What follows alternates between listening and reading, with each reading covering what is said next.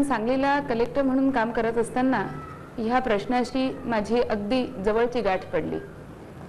कारण सौंदत्तीसारखाच एक छोट्या प्रमाणात एक विधी जतला पण होतो पौष पौर्णिमेला, आणि तिथे सुद्धा देवदासी म्हणून काही मुलींना देवीला वाहिलं जातं. अशी जेव्हा मला माहिती मिळाली तेव्हा अचानक माझ्या मनात विचार आला की कलेक्टर म्हणून हा गुन्हा आहे आणि हे गुन्ह्याचं काम थांबवणं हे माझं कर्तव्य आहे. आणि म्हणून मी जतला मुक्कामाला गेले आणि त्या ठिकाणी मंदिरातल्या पुजारींना आणि हा विधी करायसाठी पुढाकार घेणाऱ्या काही अशा म्हाताऱ्या देवदासी स्त्रिया ह्या सगळ्यांना बोलवून घेतलं.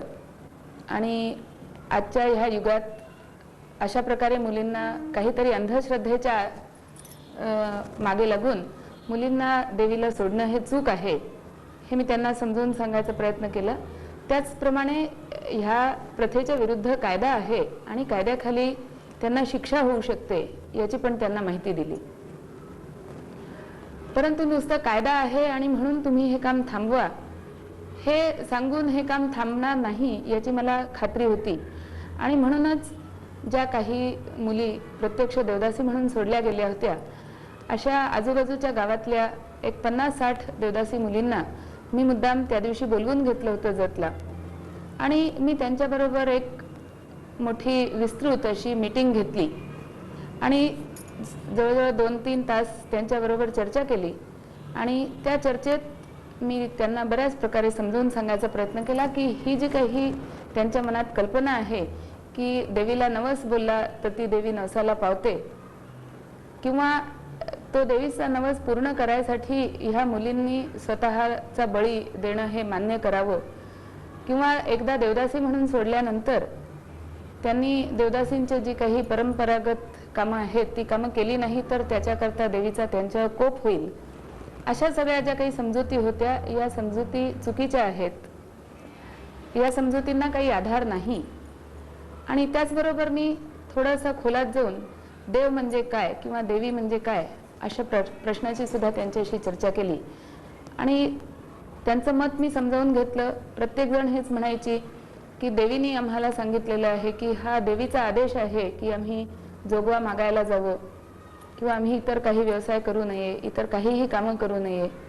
आणि एक सामान्य स्त्री जशा प्रकारे लग्न वगैरे करून आयुष्यात संसारात रममाण होऊ शकते, स्थिर होऊ शकते, तशा प्रकारचं स्थैर्य आम्हाला लाभू नये हा एक प्रकारचा शापच हा आमच्या जातीला आहे. परंतु तो शाप भोगून संपवल्याशिवाय त्यातून आमची सुटका नाही अशी त्यापैकी प्रत्येक मुलीची जवळजवळ खात्री होती.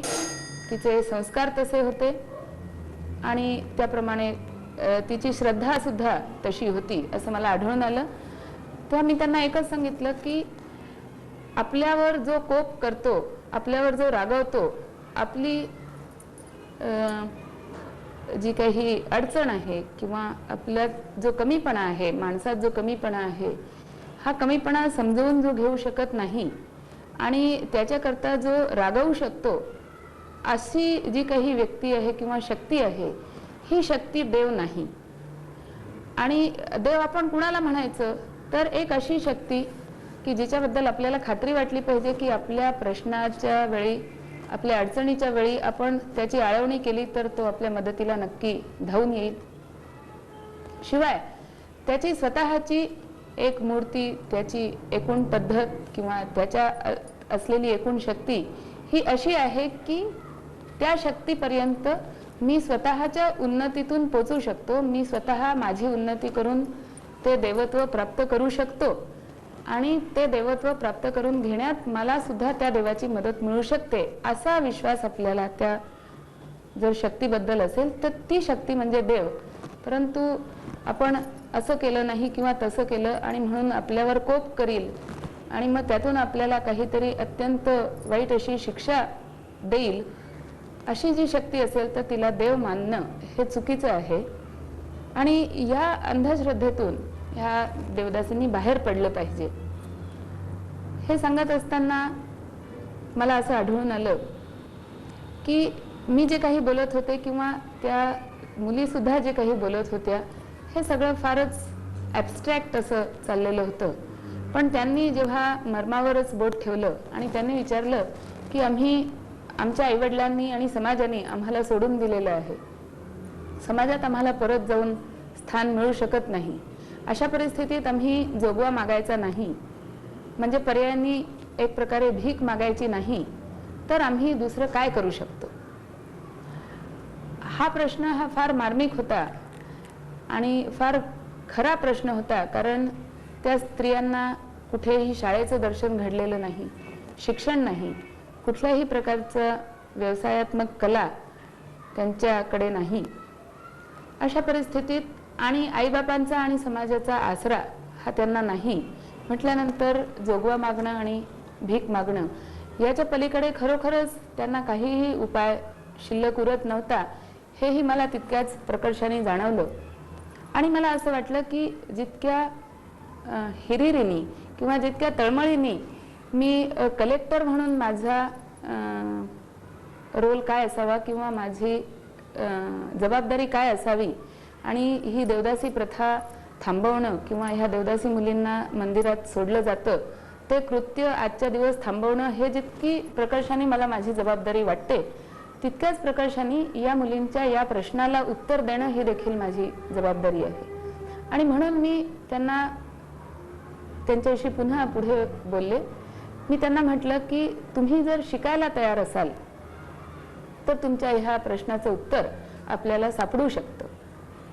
आणि तिथल्या तिथेच त्यांनी शिकावं, काहीतरी शिक्षण, व्यावसायिक शिक्षण त्यांना दिलं जावं, ह्या उद्देशाने सांगली जिल्हा परिषदेची मी मदत घेतली आणि शासनाचा जो एकात्मिक ग्रामीण विकास कार्यक्रम आहे, या कार्यक्रमाचा उपयोग करून त्या मुलींपैकी सुरुवातीला 20 मुलींना कुक्कुटपालन या विषयात आणि त्यानंतर त्यांचीच उत्सुकता वाढल्यामुळे आणि त्यांनीच मोठ्या प्रमाणावर मागणी केल्यामुळे त्यानंतर 4 महिन्यांनी जवळजवळ पुन्हा त्या मुलींसाठी एक लोकरीचं विणकाम मशीनवर शिकवण्याचा प्रशिक्षण वर्ग हा जवळजवळ 30-40 मुलींसाठी हा सुरू केला.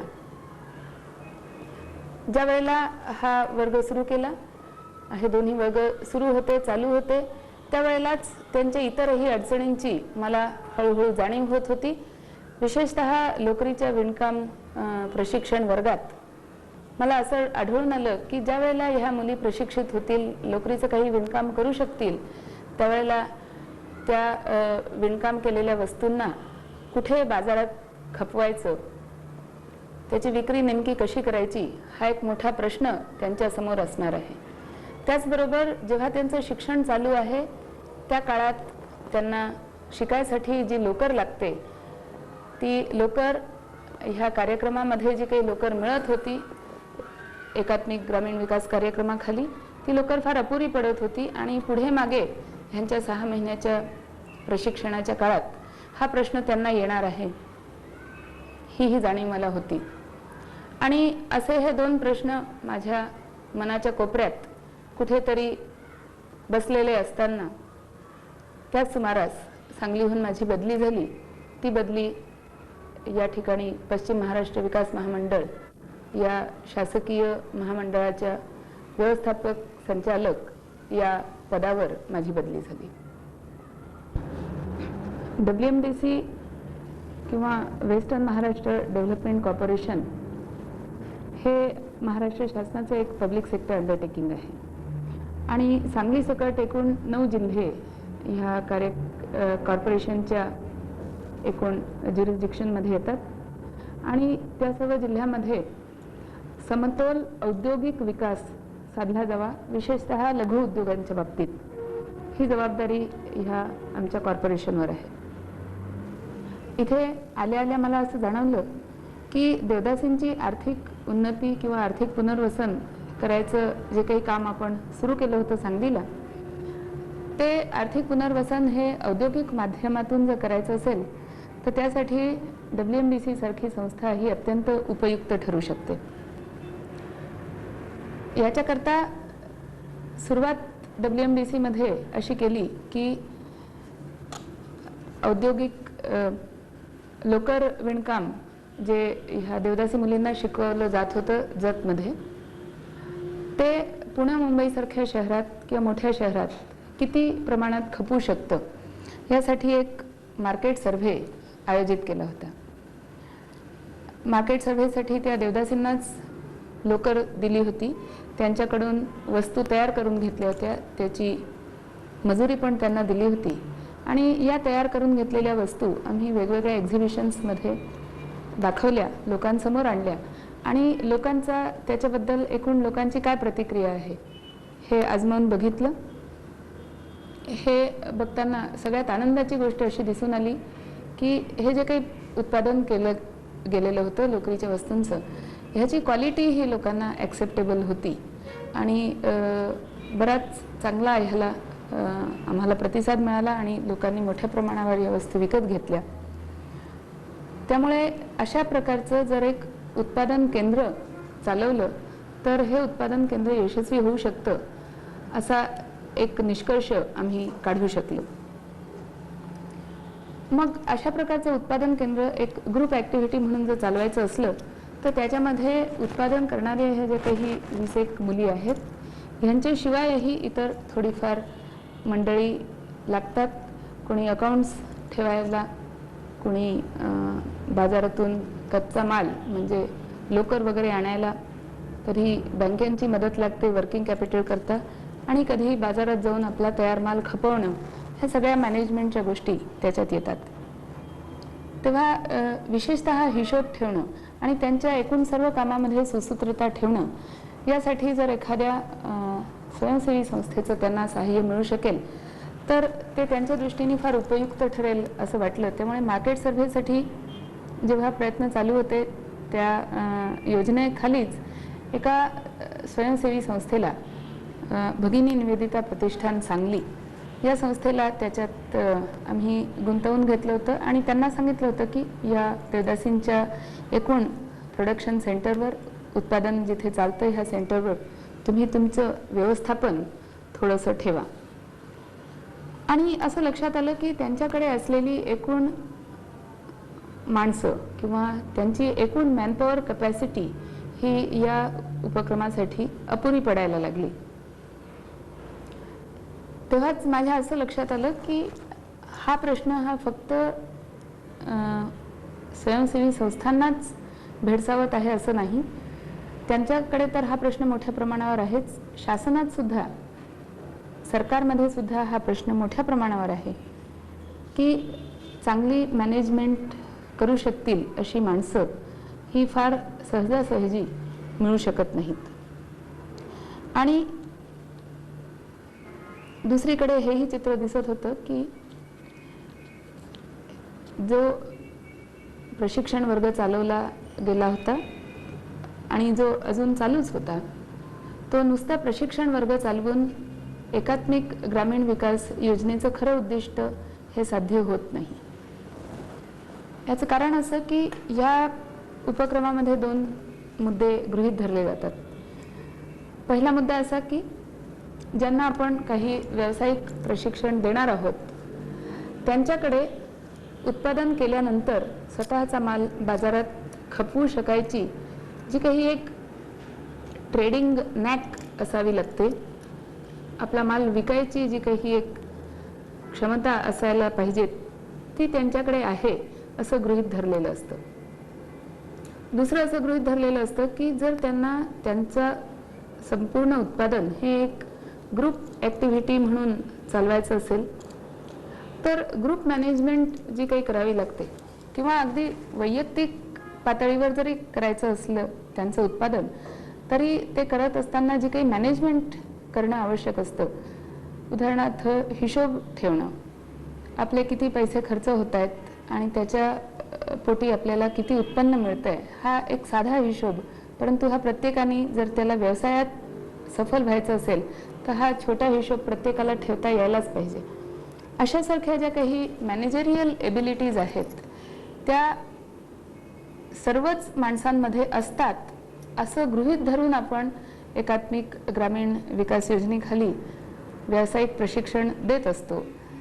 परंतु ह्या दोन्ही गृहीत धरलेल्या गोष्टी ह्या खऱ्या नसतात आणि पुष्कळ वेळा व्यावसायिक शिक्षण शिकून घेणं हे फार सोपं असतं, परंतु आर्थिक व्यवहार हे आपण एका शिस्तबद्ध पद्धतीने कसे लिहून ठेवायचे हे शिकणं फार कठीण असतं.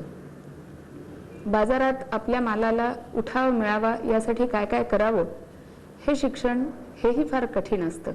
आणि त्यामुळे ज्या वेळेला मार्केटिंग सर्व्हे आम्ही करत होतो WMDC मार्फत, त्याच वेळेला ह्या दोन्ही समस्या त्यांच्या बाबतीत पुढे मागे येणार आहेत हा प्रश्न सुद्धा फार प्रकर्षाने आम्हाला जाणवला.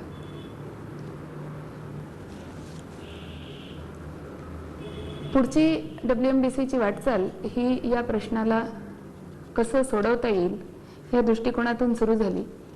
आणि त्यासाठी सुरुवातीला एक योजना आम्ही शासनाकडे सादर केली. त्याच्यात देवदासींना नुसतं प्रशिक्षण देणं हा एवढाच उद्देश न ठेवता देवदासींसाठी एक उत्पादन केंद्र चालवणं हा उद्देश डोळ्यासमोर ठेवला. आणि या उत्पादन केंद्राचं संपूर्ण व्यवस्थापन किंवा मॅनेजमेंट हे WMDC सारख्या एका बाहेरच्या संस्थेनेच करायला पाहिजे याची गरज शासनाला पटवून देण्याचा प्रयत्न केला. कारण असं की कुठलंही उत्पादन केंद्र चालवायचं झालं तर त्याला जी काही एकूण मॅनेजमेंट लागते ती मॅनेजमेंट करणं या देवदासींना अशक्य आहे. या देवदासी मुळात निरक्षर आहेत, संपूर्णपणे निराधार आहेत आणि कसं बसं त्या एक गोष्ट शिकल्या जी गोष्ट सोपी होती, लोकरीचं विणकाम करणं. परंतु ह्या ज्या बाकी गोष्टी शिकाव्या लागतील ह्या गोष्टी अतिशय कठीण आहेत आणि त्यांना ते शिकत असताना त्रास होणार आहे याची मला जाणीव होती. हे शिकावं लागलंच तर हे शिकताना आपला फार वेळ फुकट जातो आणि मग आपल्याला प्रत्यक्ष लोकरीचं उत्पादन करता येत नाही. पर्यायाने आपल्याला मिळणारी मजुरी कमी होते, अशी ही भावना त्यांच्या मनात येईल याची मला जाणीव होती. त्याचबरोबर कुठलीही गोष्ट नवीन गोष्ट शिकून घ्यायची म्हटलं तर आपल्यासारखी सुशिक्षित माणसं सुद्धा त्याला बिचकत असतात, घाबरत असतात. आपल्या आयुष्यात एक स्टेज अशी असते की आपण नवीन गोष्ट शिकायला तयार असतो आणि एक स्टेज अशी येते की आपण नवीन गोष्टी पटकन शिकू इच्छित नाही, त्याच्यासाठी प्रयत्न करणं हे आपल्याला फार कठीण असतं. ही अवस्था जर आपल्यासारख्या सुशिक्षित माणसांची, तर ह्या देवदासींच्या बाबतीत तर हे नवीन प्रकारे करायचा प्रत्येक प्रयत्न हा म्हणजे त्यांच्या दृष्टीने एक मोठं आव्हान आहे आणि ह्या आव्हान त्या पेलू शकतील का नाही हा एक प्रश्न आमच्या डोळ्यासमोर होताच. त्याचबरोबर हे आव्हान आपण पेलावं अशी त्यांच्या मनात एक स्फूर्ती निर्माण करणं हे सुद्धा महत्त्वाचं होतं, कारण त्याशिवाय त्यांनी असे काहीही प्रयत्न केले नसते. तेव्हा WMDC मध्ये आम्ही चर्चा करून असा निर्णय घेतला की उत्पादन केंद्र जर चालवायचं तर उत्पादन केंद्राचं व्यवस्थापन हे WMDCनीच स्वीकारलं पाहिजे. हे जितकं उघड आहे तितकंच काही कालावधीनंतर हे व्यवस्थापन WMDCनी सोडून द्यायचं आणि त्या देवदासींनाच हे व्यवस्थापन करायला सांगायचं, त्यांचं संपूर्ण मॅनेजमेंट त्यांनीच सांभाळायची. हे देखील तितकंच महत्त्वाचं आहे.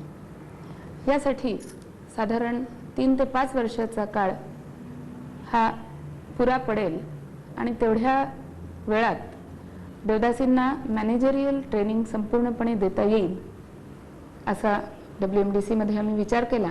आणि त्या दृष्टीने व्यावसायिक शिक्षण तर त्यांचं पूर्ण झालेलंच होतं, त्याचबरोबर त्यांना मॅनेजरियल ट्रेनिंग आणि मार्केटिंगचं ट्रेनिंग देता यावं या दृष्टीने WMDCची वाटचाल पुढे सुरू झाली.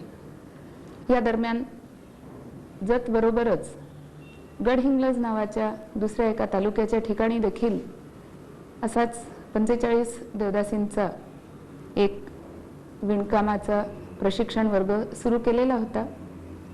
त्यासाठी शासकीय माध्यमातून निरनिराळ्या खात्यांची मदत घेतली होती, ती मदत मिळाली होती आणि निव्वळ प्रशिक्षण केंद्र चालवणं आणि देवदासींना स्वतःच्या पायावर उभं राहण्यासाठी व्यावसायिक प्रशिक्षण देणं एवढंच WMDCनी काम हाती घेऊ नये, तर त्यापुढे एक पाऊल टाकून व्यावसायिक प्रशिक्षणाबरोबरच मॅनेजमेंटचं ट्रेनिंग हे त्या देवदासींना दिलं जावं, ही कल्पना सगळ्यांनाच प्रकर्षाने पटली आणि तिथून पुढे WMDCची वाटचाल सुरू झाली. येत्या 3 ते 5 वर्षात ह्या देवदासी उत्पादन केंद्र जे आम्ही चालवतो, ह्या उत्पादन केंद्रातल्याच मुलींनी त्यांचं स्वतःचं सर्व व्यवस्थापन सांभाळायचं असेल तर आजची त्यांची अवस्था आणि पुढील 3 वर्षाची अवस्था ह्याच्यात फार फरक असेल. आज ह्या मुली निरक्षर आहेत आणि अत्यंत लाजऱ्या बुजऱ्या आणि एका परीने स्वतःचा आत्मविश्वास गमावून बसलेल्या अशा ह्या मुली आहेत.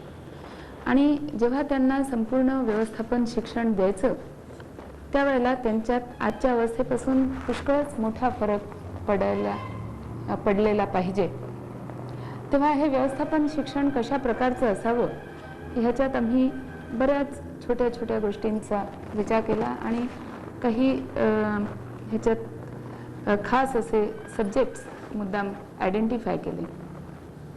त्यात एक महत्त्वाचा विषय म्हणजे पर्सनॅलिटी डेव्हलपमेंट आणि इतर शिकवायचे मुद्दे म्हणजे मार्केटिंग एबिलिटी, अकाउंट्स ठेवण्याची एबिलिटी आणि एक टोटल मॅनेजरियल एबिलिटी, हे 3 भाग आणि पर्सनॅलिटी डेव्हलपमेंट हा 4था भाग, असे 4 महत्त्वाचे भाग आम्ही त्यांच्या एकूण ट्रेनिंग प्रोग्राममध्ये पाडलेले आहेत.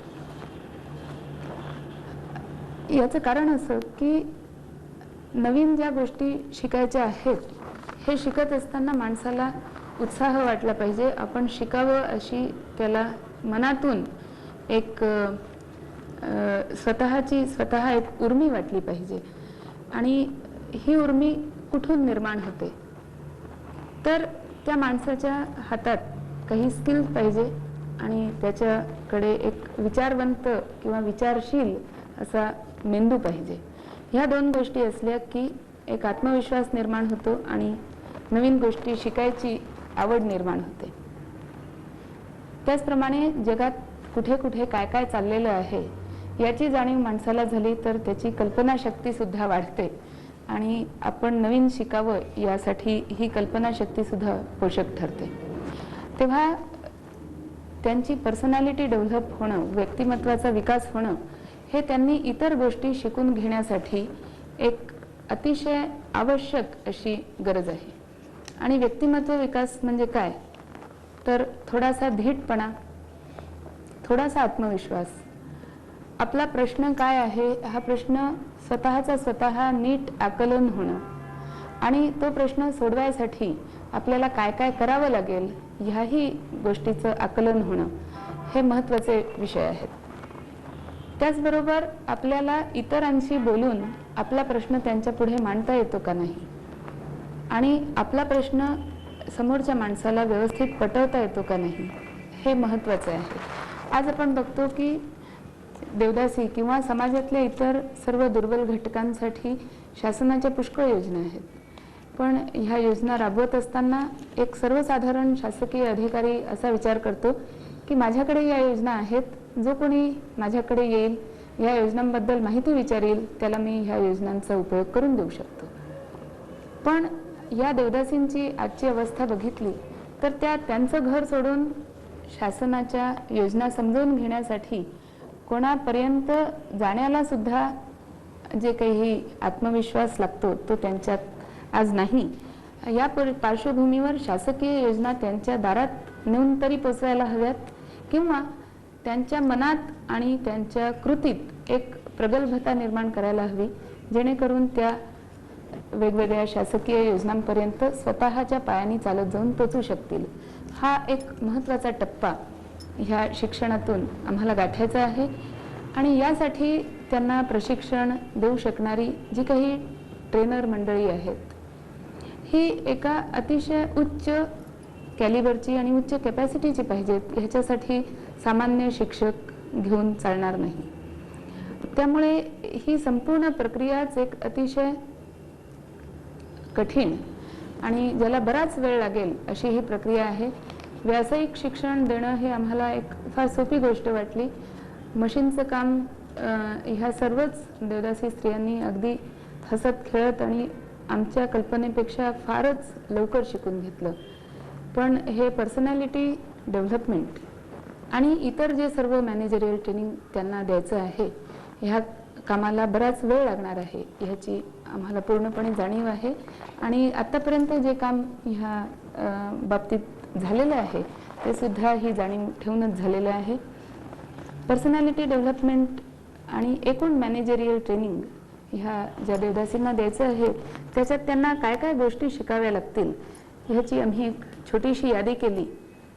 आणि ती खरी म्हणजे छोटीशी न राहता फार मोठी यादी झाली. पण ह्या सगळ्या गोष्टी त्यांनी शिकल्याच पाहिजेत हेही आम्हाला लक्षात आलं. कारण मॅनेजरियल स्किल्स येण्याकरता एक ठराविक टप्पा हा प्रत्येकाने गाठलाच पाहिजे आणि त्याची सुरुवातीची पातळी किती लांब होती ह्याच्यावर तो टप्पा कमी जास्त होऊ शकत नाही. तेव्हा आम्ही जी यादी केली त्या यादीमध्ये त्यांना सर्वप्रथम साक्षरता, थोडंफार गणित हा विषय, त्यानंतर आज इंग्लिश अल्फाबेट्सचं तरी कमीत कमी ज्ञान असणं आवश्यक आहे. कारण निदान इंग्लिशमध्ये लिहिलेल्या गोष्टी, WMDC सारख्या संस्थेचं जर नाव इंग्लिशमध्ये लिहिलं असेल तर किमान ते वाचता येणं, यासाठी इंग्लिश अल्फाबेट्स. नंतर थोडीफार जॉमेट्री, त्याच्यामध्ये वर्तुळ, त्रिकोण वगैरे, शहरं कशी असतात, शहरांचे नकाशे कसे असतात, त्यावरून आपल्याला एका ठिकाणावरून दुसऱ्या ठिकाणी कसं जाता येईल, कॅल्क्युलेटर काय असतो, आणि आपल्याला प्रत्यक्ष गणित आणि आकडेमोड आणि गुणाकार भागाकार जरी करता येत नसला तरी कॅल्क्युलेटर वापरून आपल्याला गणितीय उत्तरं कशी काढता येतात, झेरॉक्स, डिक्टाफोन, टेलिफोन अशासारख्या जी काही आता नवीन युगातली गॅजेट्स आहेत ह्यांचा वापर करता येणं, घड्याळ पाहता येणं. नंतर आपल्याला काही शासकीय मदत मिळवायची असेल तर त्याच्यासाठी कोणाकोणापर्यंत आपण जायला पाहिजे, जिल्ह्यातली शासकीय एकूण हायरार्की कशी असते, आणि त्याच्या पुढे मुंबईसारख्या राज्याचे जे केंद्र असतं तिथे किंवा दिल्लीत आपल्याला जर जावं लागत असलं तर कसं जायचं, मोठ्या मोठ्या शहरातून एका ठिकाणावरून दुसऱ्या ठिकाणी बस वापरून कसं जायचं, मोठमोठ्या अधिकाऱ्यांच्याकडे भेटीला कसं जायचं आणि आपले प्रश्न त्यांच्यासमोर कसे मांडायचे. हा सगळा झाला व्यक्तिमत्व विकासाचा भाग. तर दुसऱ्या बाजूला आपले जे काही हिशोब चालतात संस्थेचे, हे हिशोब दररोज लिहून काढणं. ह्यासाठी कॅशबुक वेगळ्या पद्धतीने लिहावं लागतं, लेजर वेगळ्या पद्धतीने लिहावं लागतं आणि अकाउंटन्सीचे बरेच नियम असतात, त्या नियमाप्रमाणे सगळी रजिस्टर्स ठेवावी लागतात. आपण किती कच्ची लोकर आणली, त्यातून प्रत्येकीने प्रत्येक दिवशी किती उत्पादन केलं, कोणाचा वेग कमी जास्त आहे, जे काही उत्पादन केलं त्याचं इन्स्पेक्शन कसं करावं, आणि जर इन्स्पेक्शनमध्ये एखादी वस्तू कमी प्रतीची मिळाली तर जाऊ दे आता पुन्हा उचलून कशाला करायची, अशा प्रकारचा त्याच्यामध्ये विचार मनात न ठेवता ही वस्तू आपली लोकांना चांगली दिसली पाहिजे आणि चांगली दिसली तरच ही बाजारात खपेल, आणि बाजारात जर ही खपली तरच पुढल्या वेळेला लोक आपल्याकडे पुन्हा माल विकत घ्यायला येतील, नाही तर लोक येणार नाही. हाही मुद्दा त्यांना कळला पाहिजे.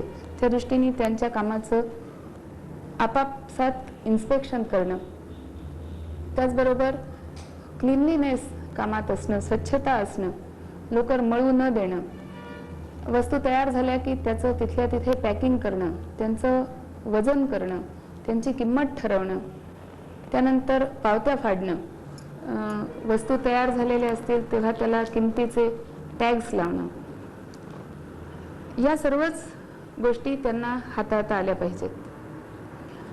इतकंच नव्हे तर ज्या वेळेला त्यांच्या संस्थेला एखादी व्यक्ती भेट देते, त्यांचं काम बघू इच्छिते, तेव्हा आपल्या संस्थेचं काम कसं चाललेलं आहे हे समजावून सांगता येणं, अशासारख्या गोष्टी ह्या त्यांनी शिकायच्या आहेत.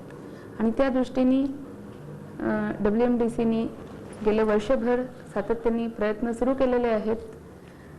आणि तेव्हा आता कुठे त्यांच्यासाठी छोटे छोटे 5 दिवसाचे 6 दिवसाचे असे ट्रेनिंग प्रोग्राम्स आम्ही पुण्याला त्यांना आणून अरेंज केले. आणि हे सुद्धा आम्हाला मोठ्या ग्रुप करता येणं शक्य नव्हतं, म्हणून 3 ते 4 मुलींकरता असे प्रोग्राम्स अरेंज केले.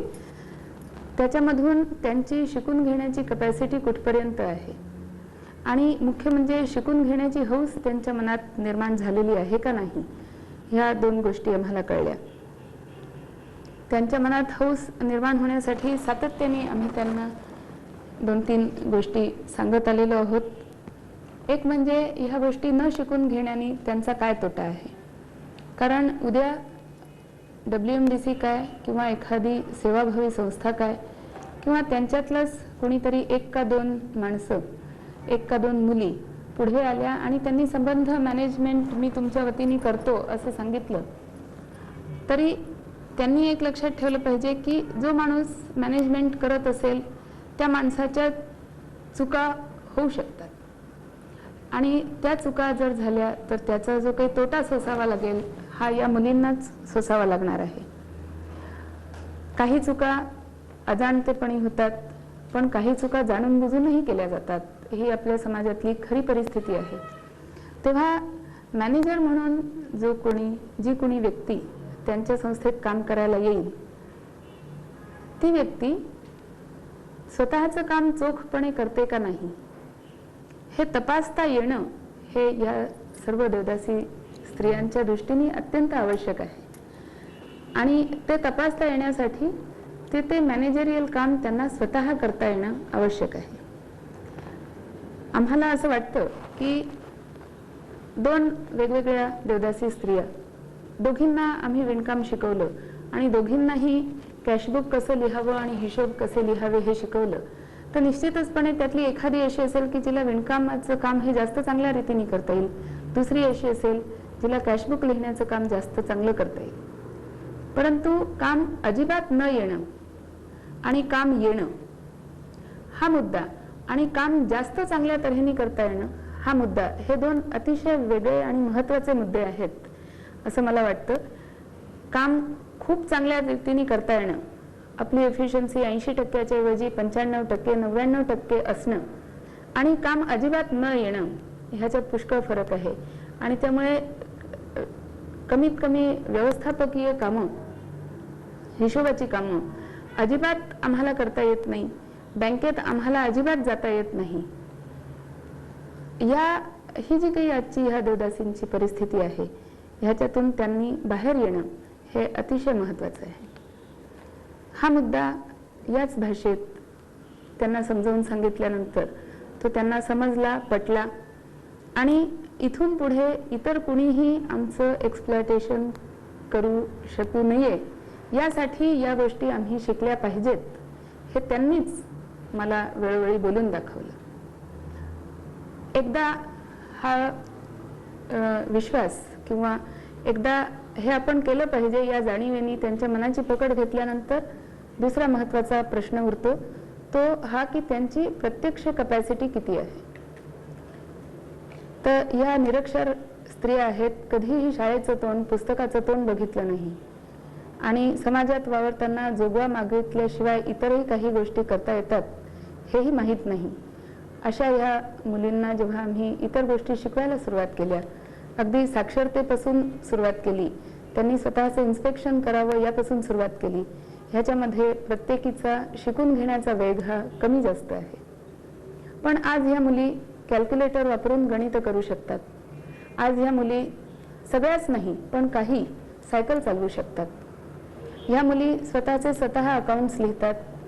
ज्यांना थोडंफार लिहायला वाचायला यायला लागलेलं आहे त्यांनी आज किती काम आपण केलं ह्याची नोंद ठेवतात. जे काही काम करण्यात आलेलं आहे त्याचे जेव्हा मजुरी वाटप आम्ही करतो तेव्हा हे मजुरी वाटपाचं काम त्या मुली स्वतःच करतात. तेव्हा ह्या सर्व तिथल्या मुलींनी जे ज्या काही गोष्टी शिकून घेतल्या ते बघितल्यानंतर निश्चितपणे असं वाटतं की त्यांची प्रगती अतिशय कमी आहे, त्यांची शिकून घेण्याची कॅपॅसिटी ही फार कमी आहे, पण ही संपूर्णपणे शून्य नाही, ही त्यातल्या त्यात आम्हाला आनंदाची गोष्ट वाटते. आणि प्रत्येकीला आपल्याला एकंदरीत काय काय शिकायचं आहे ही कल्पना आहे आणि त्या कल्पनेला त्यांची मान्यता आहे, ही पण एक आनंदाची गोष्ट आहे. महत्त्वाचा मुद्दा असा की ह्या मुलींनीच काही काही गोष्टी आम्हाला शिकायच्या आहेत असं सांगितलं. उदाहरणार्थ 26 जानेवारी आणि 15 ऑगस्ट अशा कार्यक्रमांना जेव्हा तहसीलदार किंवा BDOच्या ऑफिसमध्ये झेंडावंदनाचे कार्यक्रम होतात आणि मार्च पास्ट होतं, त्याच्यामध्ये होमगार्ड आणि इतर मुलीसुद्धा मार्च पास्टला असतात, तेव्हा अशा मार्च पास्टला आम्हाला पण जायचंय असं म्हणून त्या स्वतः थोडंसं मार्चिंग त्यांनी शिकून घेतलं आणि ह्या कार्यक्रमात त्या सहभागी झाल्या. आम्हाला सायकल शिकायची आहे, हे त्यांना सायकल शिकून घ्या असं सांगितल्यानंतर अजिबात पुन्हा काहीही न बोलावं लागता त्यांनी आम्हाला सायकल शिकायची आहे ह्याची ताबडतोब तयारी दाखवली. इतकंच नाही तर काहींनी त्याच्या पुढे जाऊन सांगितलं, आम्हाला जीप ड्रायव्हिंग आणि कार ड्रायव्हिंग पण शिकवू शकत असलात तर आम्ही ते शिकून घेऊ.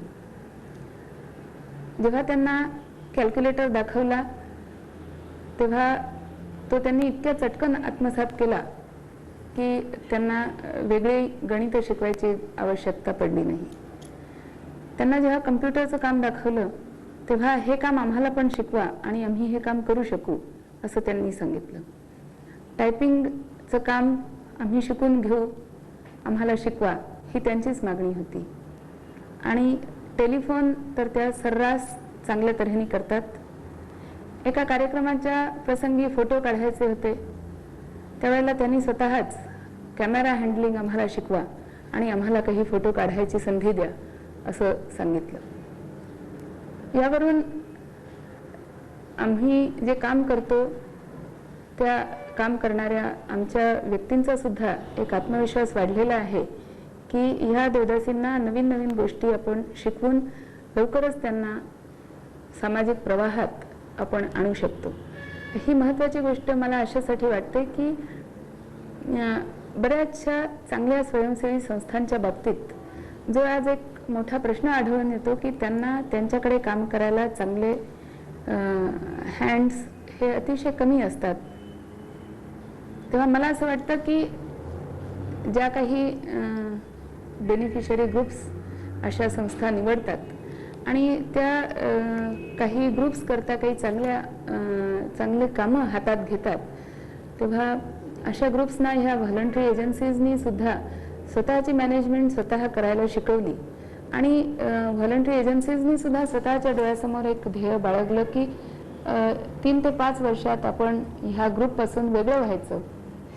तर त्यांच्याकडे जी काही एक रिस्ट्रिक्टेड मॅनपॉवर आहे तिचा वापर ह्या व्हॉलंटरी एजन्सीज मोठ्या प्रमाणावर वेगवेगळ्या ग्रुप्ससाठी करू शकतात. कारण WMDC मध्ये जे काही माझे सहकारी हे काम सांभाळतात त्याच्यामध्ये क्लार्क्स आहेत, पॅकर्स आहेत आणि एज्युकेशन कोऑर्डिनेटर सारख्या पदावर काम करणाऱ्या एक प्रोफेसर बाई पण आहेत, त्यांच्या मार्केटिंगची व्यवस्था करणारे अधिकारी आहेत. ह्या सगळ्याच अधिकाऱ्यांनी असं सुचवलं की अशाच प्रकारचे वेगळे ग्रुप्स सुद्धा आपण घेऊया, इतरही वेगळ्या ग्रुप्सना आपण ट्रेनिंग देऊया आणि प्रत्येक ग्रुपची एक सहकारी संस्था स्थापन करायची. त्या सहकारी संस्थेत WMDCनी स्वतः काही शेअर पार्टिसिपेशन करायचं. WMDCचा एक प्रतिनिधी त्या सहकारी संस्थेवर कायमपणे मॅनेजरियल हेल्पसाठी राहील, परंतु प्रत्यक्ष त्या सहकारी संस्थेनी 3 ते 4 वर्षात WMDC पासून बाजूला व्हायचं आणि तिथून पुढे स्वतःचं मॅनेजमेंट स्वतः सांभाळायचं. तेव्हा इतरही काही व्यवसाय आणि व्यवसायाचं प्रशिक्षण आपण ह्या देवदासींना देऊ शकतो. या दृष्टीने आम्ही पाहणी केली आणि ती करत असताना आम्ही 3-4 व्यावसायिक प्रशिक्षणाचे वर्ग त्यांच्यासाठी सुरू करायचा प्लॅन केलेला आहे. त्यात सगळ्यात महत्त्वाचा म्हणजे हॉर्टिकल्चर नर्सरी ही याचं ट्रेनिंग आम्ही त्यांना देऊ शकतो. हे एक काम आम्ही आयडेंटिफाय केलं. तसंच रेशीम उद्योगात जे रीलिंग आणि विव्हिंग हे दोन व्यवसाय असे आहेत ज्याचं प्रशिक्षण आम्ही ह्या देवदासींना देण्याचं काम सुरू केलं. त्यानंतर कोल्हापूर सारख्या ठिकाणी चांदीचे दागिने मोठ्या प्रमाणात घडवले जातात, तेव्हा ह्या चांदीचं कलाकुसर करण्याचं ट्रेनिंग त्यांना द्यावं अशी नुकतीच समाज कल्याण खात्याने आम्हाला सुचवल्यावरून ते एक ट्रेनिंग आम्ही सुरू करू शकतो.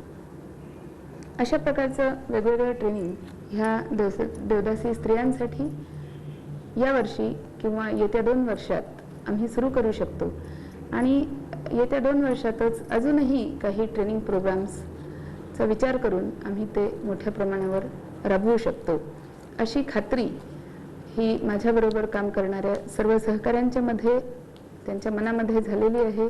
आणि हे जे काही सामाजिक दृष्टिकोन ठेवून काम आपण सुरू केलेलं आहे हे काम बंद करायचं नाही आणि 3-4 वर्षानंतर हा पहिला ग्रुप आपल्यापासून जरी बाजूला झाला तरी अशा प्रकारे निरनिराळे ग्रुप्स निवडून त्यांना वेगवेगळं प्रशिक्षण आणि मॅनेजरियल ट्रेनिंग हे देत राहायचं काम आपण करायचं. अशा प्रकारची एक मनोभूमिका ही WMDCच्या कर्मचाऱ्यांमध्ये निर्माण झालेली आहे. देवदासींसाठी एक उत्पादन केंद्र हे चालवायचं आणि ते देखील एक इंडस्ट्रियल व्हेंचर म्हणून चालवायचं. त्याच्यात त्यांना कुठल्याही प्रकारे आर्थिक नुकसान होता कामा नये आणि हे जे काही संस्था आहे ही नफ्यातच चालली पाहिजे अशा प्रकारे विश्वास त्यांच्या मनातही निर्माण झाला पाहिजे.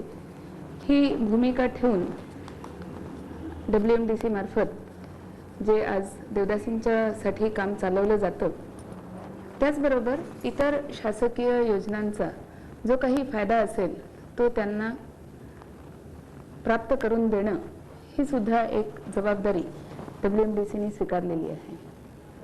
याच्यासाठी गेल्या 1.5-2 वर्षात बरेच प्रयत्न केले आणि त्यात फार चांगलं यश मिळालं असं म्हणावं लागेल. कारण जत येथे ज्या मुली शिकत होत्या त्यांच्यापैकी आज तरी निदान 15 मुली ह्या प्रशिक्षण वर्गात ह्या उत्पादन केंद्रात कायमपणे येतात.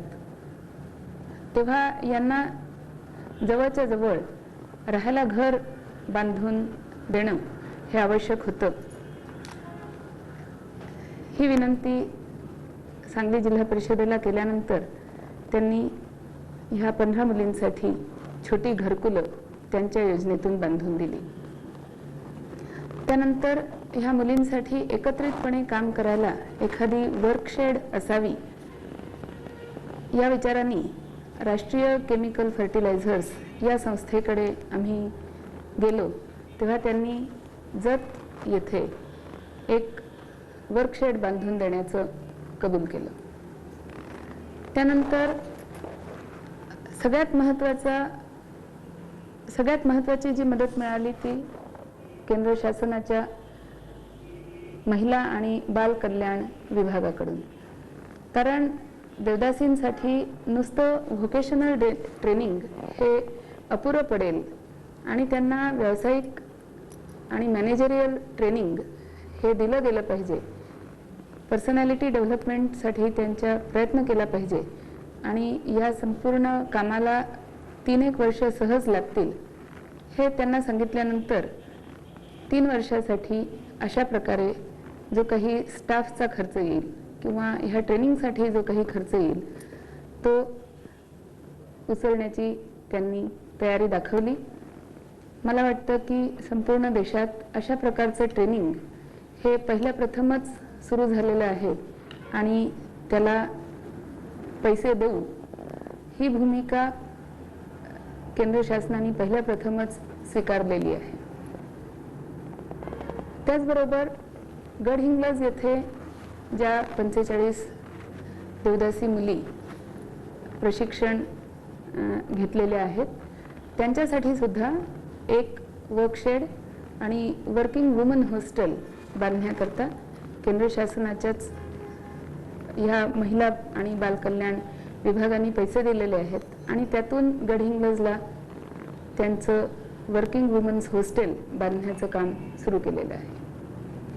यानंतर गडहिंग्लजला 15 मुलींचा एक ग्रुप निवडून त्या ग्रुपला आम्ही रेशमाचा धागा तयार करणं, कोशापासून धागा तयार करणं हे काम शिकवायला एक नवीन प्रशिक्षण वर्ग सुरू केला आणि हॉर्टिकल्चर नर्सरीचं जे प्रशिक्षण त्यांना द्यायचं त्यासाठी सुद्धा एखादी वर्कशेड लागेल आणि त्यासाठी कोल्हापूरच्या जिल्हाधिकाऱ्यांनी आम्हाला 2 एकर जागा मिळवून दिली. तेव्हा पुन्हा एकदा राष्ट्रीय केमिकल्स आणि फर्टिलायझर या संस्थेने तिथे सुद्धा हॉर्टिकल्चर नर्सरीच्या ट्रेनिंगसाठी एक वर्कशेड बांधून देण्याचं कबूल केलं आणि तेही काम सुरू झालेलं आहे. याशिवाय एखादं सेंट्रल ऑफिस कोल्हापूरला असावं आणि यासाठी सुद्धा RCFने मदत द्यावी अशी विनंती केल्यानंतर कोल्हापूरला त्यांनी एका सेंट्रल ऑफिससाठी बांधकाम आम्ही करून देऊ अशी मान्यता दिलेली आहे. थोडक्यात शासनाच्या योजना पुष्कळ असतात आणि त्या योजना ह्या देवदासींपर्यंत पोहोचवण्याचं काम हे एक महत्त्वाचं काम होतं जे WMDCने केलेलं आहे आणि इथून पुढे सुद्धा WMDCची या कामाकडे पाहण्याची भूमिका ही अशीच राहील. आता याच्यामध्ये एक महत्त्वाचा उल्लेख असा आहे की ज्या देवदासींना आम्ही रेशमाच्या कोशापासून धागा बनवण्याचं ट्रेनिंग दिलं आणि जेव्हा त्यांना सांगितलं की अशाच प्रकारचं ट्रेनिंग आम्ही इतरही ग्रुप्सना मोठ्या प्रमाणावर देऊ इच्छितो तेव्हा त्यांनीच विचारलेला एक महत्त्वाचा प्रश्न की इतर मुलींना ट्रेनिंग देण्यासाठी तुम्ही आम्हालाच ट्रेनर म्हणून का नेमत नाही, आम्ही त्यांना चांगलं शिकवू शकू. हा जो आत्मविश्वास त्यांच्यामध्ये मला दिसला त्या आत्मविश्वासाला तोड नाही असं मला वाटतं.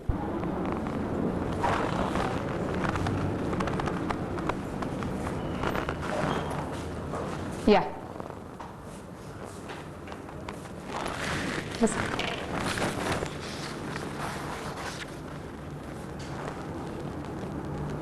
बस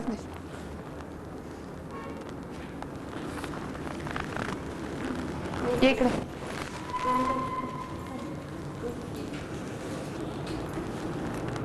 कशी काय आले, केव्हा आले? सकाळी 4 वाजता आले. लवकर खरेदी करायची का नाही? करायची. केव्हा जाणार? आज संध्याकाळची उद्या नागपंचमी नाही का? अच्छा. आता तुमची कितवी बॅच लवकर खरेदी करायला येणारी? म्हणजे आम्हाला लवकर खरेदी करायची म्हणून पाठवली. हो, पण तुम्ही आज पहिल्यांदाच येत आहे ना लवकर खरेदी करायला. तर ह्याच्या अगोदर किती वेळा तुम्ही इतर मुली येऊन गेल्या? तुम्ही एकदा आल्या होत्या ना. मग आता तुमच्याबरोबर आता कोणी आमच्या ऑफिसचं येणार नाही, तुम्हीच त्यांना घेऊन जायचं आणि दाखवायची दुकानं कशी लवकर खरेदी करायची, काय प्रश्न विचारायचे, काय किंमत विचारायची, काय. आणि बाकीचं तुमचं कसं चाललंय? तुमच्या अभ्यासाचं कुठपर्यंत आलं? अभ्यास पण चालत आहे, सगळ्या चांगला अभ्यास करतात रोज. हां, पत्र लिहा मी म्हटलं होतं सगळ्यांना. पत्र लिहिलंय का कोणी? आज लिहायचं होतं की तोपर्यंत इकडे आलो. मी आठवड्याला सुद्धा शुक्रवारी पत्र लिहायला. तुम्ही आल्या ना की दुसऱ्या मुलींनी पत्र लिहायचं. आता बाहेर सगळ्या मिळून लिहितात, पण तरी आठवड्यात एक पत्र पाठवायचं मला. त्यांनी आपल्याला सवय लागते ना काय लिहायचं, कसं लिहायचं. हां, आणि आता पगार तुमची मजुरी वाढली का, काम वाढलं का? काम वाढलंय खरं मजुरी कुठे वाढली ताई? नाही, मजुरी वाढली म्हणजे तसं नाही. तुम्ही जास्त वस्तू बनवल्या तर जास्त मजुरी मिळणार. मग मिळते की जास्त मजुरी. हा, तशी मजुरी वाढली का नाही? वाढली. हा. आणि जसं तुमचं वस्तू विकायचा जोर वाढेल, केलेल्या वस्तू, तशी मजुरी पण तुम्हाला जास्त वाढवता येऊ शकते, हो का नाही? आणि मी परवा सांगितलंय, देशपांडेंना सांगितलंय, तुम्हाला सगळ्यांना सांगा आठवणीने गेल्यावर, की जर तुम्ही एखादी वस्तू तयार केली, समजा स्वेटर केला, आणि तुम्हालाच तुमच्या ओळखीने कोणाला विकता येत असेल तर तो तुम्ही विकायचा आणि फक्त तेवढ्या वजनाचे लोकरीचे पैसे सेंटरला भरायचे, बाकी पैसे तुमचे. पण अट काय की तुम्ही तुमचं विकलं पाहिजे आणि स्वतः केलेलं विकलं पाहिजे. असं नाही की हिने केलेलं तुम्ही विकायचं, तसं नाही. स्वतः केलेली वस्तू स्वतः जर तुम्ही विकली तर फक्त लोकरीचे पैसे केंद्रात भरायचे आणि बाकी पैसे तुमचे. असं जर तुम्हाला विकता आलं तर तुमचे मिळणारं उत्पन्न वाढेल का नाही? हां, मग ही बातमी सगळ्यांना सांगा.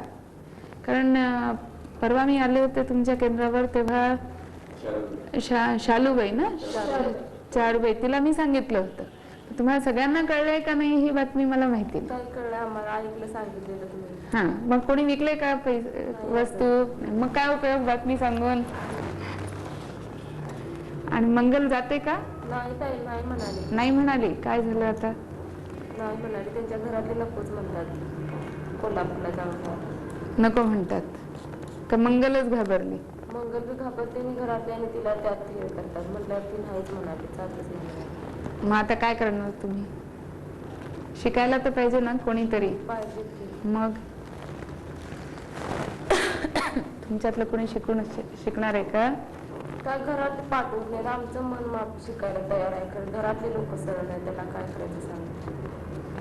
घरातल्या लोकांना तर तुम्ही समजायला पाहिजे ना. समजावून घेतच नाहीत ते लोक, मग काय करायचं. हां, तुमच्यात ह्याचं रेशीमचं काम करणारं कोण शिकतं का तुम्ही नाही? तुमच्यात आम्ही नाही ते शिकत. अच्छा. त्यामुळे शिकतात. आणि मागे तू आली होतीस तेव्हा मी तुला सांगितलं तर तू फोन करायला शिकून घे. हां, मग आता शिकलीस का? येतं नक्की? मग आता असं कर, मला दाखव फोन करून. हां, मी एक नंबर सांगते, 58 087. लिहून दिलाय हा नंबर. मला इथे लावून दाखवायचा आणि तिथे डॉक्टर आपटे असतील. आता विचारायचं डॉक्टर आपटे आहेत का, आणि असले तर WMDCच्या मॅनेजिंग डायरेक्टरना त्यांच्याशी बोलायचंय, असं दाखव मला.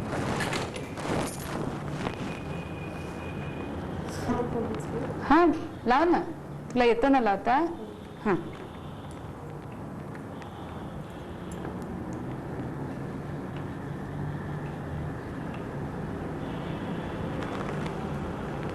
बरोबर आहे, बरोबर आहे, लाव. हाच नंबर आहे. तुला इंग्लिशमध्ये लिहून देऊ का? नाही, हा इतका पूर्ण गेला पाहिजे. हां हां, लाव परत. हां, हां, नाही, आपलं तुटला की परत लावायचं. इथे परत हे कर, परत दाब आणि परत लाव. हां हां, बरोबर. 087 8 7.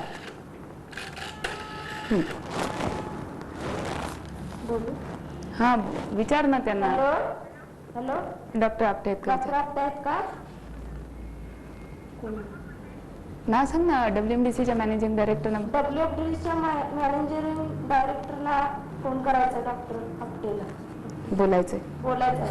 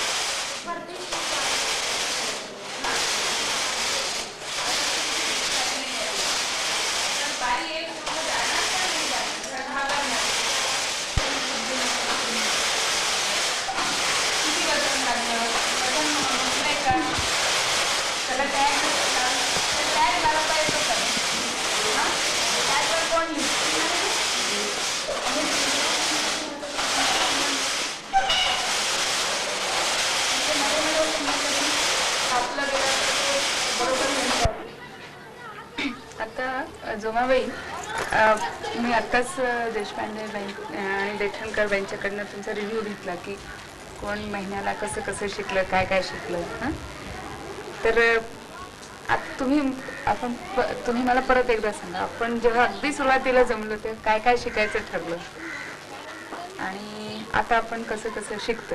हां, पहिला सुरुवातीला आम्ही पहिला शिक्षण पाहिजे. हां, थोडं थोडं शिक्षण घेतलंय. आता चालू आहे शिक्षण आमचं, कॉम्प्युटर म्हणजे शिकायला चालू आहे. नाही, आता पहा, आपल्या पहिल्यांदा लिहा वाचायला शिकायला लिहायला पाहिजे. पाहिजे. बऱ्याच मुलींना लिहा वाचायला येत नाही. हाडानेच होते. आता बाईंनी सांगितलं तर सह्या सह्या करतात, करतात. थोडंफार लिहा वाचायला येतं. येतं. हा, पण आपल्याला वर्तमानपत्र येतं, तर रोजच्या रोज वर्तमानपत्र वाचता यायला पाहिजे. आता हे यायला दुसरं, पाहिजे. हे नवीन आता हे लक्षात ठेवायचं. आता आपण पुस्तक वाचायला शिकलो, आता आपण वर्तमानपत्र वाचायला शिकलं पाहिजे, कारण दोघांच्या मध्ये फरक आहे. तर तुम्ही गणित करायला शिकले, हो. बरोबर आहे. तर आता गणित आपण कशासाठी शिकलो, तर आपल्याला हिशोब वजनाचा हिशोब लिहिता आला हिशोब पाहिजे, यायला पाहिजे. हा, पैशाचा हिशोब लिहिता यायला पाहिजे. मग आता पुढलं काय शिकायला पाहिजे की बँकेत एक एकटीने जायचं हो. आणि एक एकटीने सगळ्यांचे पैसे भरून यायचे. बरोबर आहे. आता तुम्ही स्वतःच सगळा पगार मुलीच देता. अगदी सुरुवातीला काय होत होतं की आपला नाही, आणि कुलकर्णी देत होते ना पगार, किंवा जोशीबाई पगार देत होते. आता तुमचा पगार तुम्ही देता, बरोबर आहे. मग तरी आता पहा, पगारामध्ये तुमच्या एक पैसा कापतो आपण सोसायटी करता, बरोबर आहे ना, संस्थेकरता. मग तो संस्थेच्या बँकेत भरायला कोण जातं? नाही, अजून सर जातात.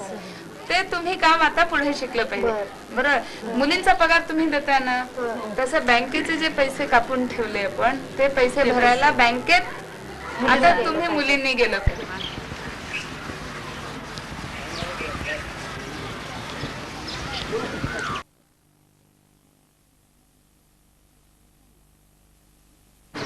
तुम्ही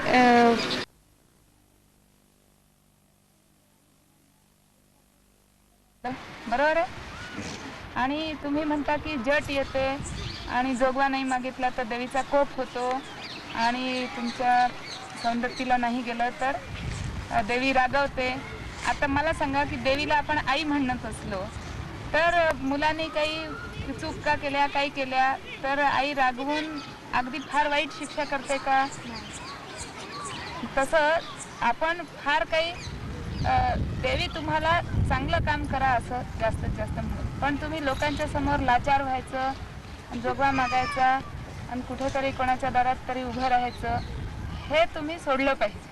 आणि ह्याच्यासाठी आपण नवीन गोष्टी शिकल्या पाहिजे. शिकलो की आपल्याला सगळ्या अन्यायातनं मुक्ती मिळू शकते, बरोबर आहे का नाही. ह्याच्याकरता तुम्ही शिकावं असं मला वाटतं. नवीन गोष्टी शिकाव्या, आपल्या हाताने 4 पैसे कमवावे, खावे. त्याच्यामध्ये तुम्हाला काही अडचण असली, कोणी शिकवणारं नाही, कोणी तुमच्या मागे उभं राहणारं नाही, असं असलं तर WMDC उभं आहे.